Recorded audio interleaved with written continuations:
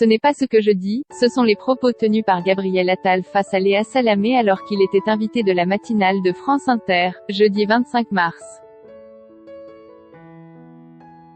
Une réaction qui fait suite à la question de la journaliste qui lui demandait s'il fallait attendre que la crise sanitaire se calme dans le pays avant d'évoquer la question des candidats aux prochaines élections présidentielles. Dès le début de son interview, Léa Salamé a souhaité le faire réagir sur l'annonce, mercredi 24 mars, de la candidature de Xavier Bertrand, actuel président du Conseil régional des Hauts-de-France, pour la présidentielle prévue en avril 2022.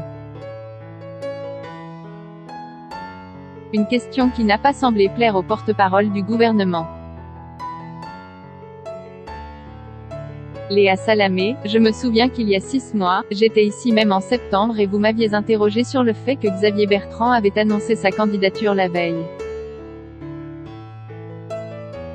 Et d'ajouter, je vous avais répondu que c'était la 4e fois en un an qu'on m'interrogeait sur ce sujet-là et que c'était les 50 nuances de candidature à la présidentielle donc ça fait 51.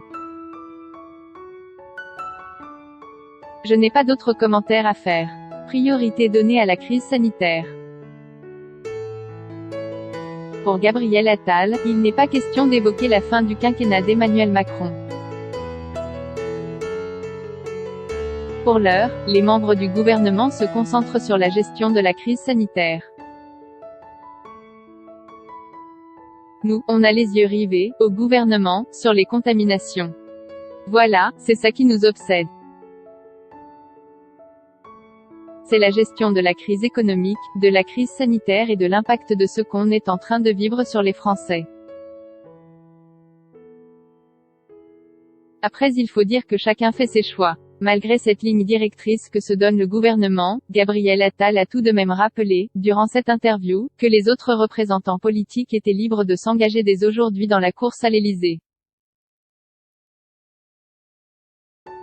On est en démocratie, évidemment chacun peut se porter candidat à la présidentielle.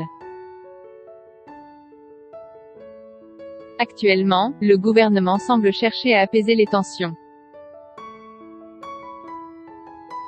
En effet, depuis l'annonce des nouvelles restrictions sanitaires dans certains départements, jeudi 18 mars et le cafouillis des récentes attestations de déplacement lors du week-end du 20 et 21 mars, il avait été vivement critiqué par l'opposition, mais également par de nombreux citoyens.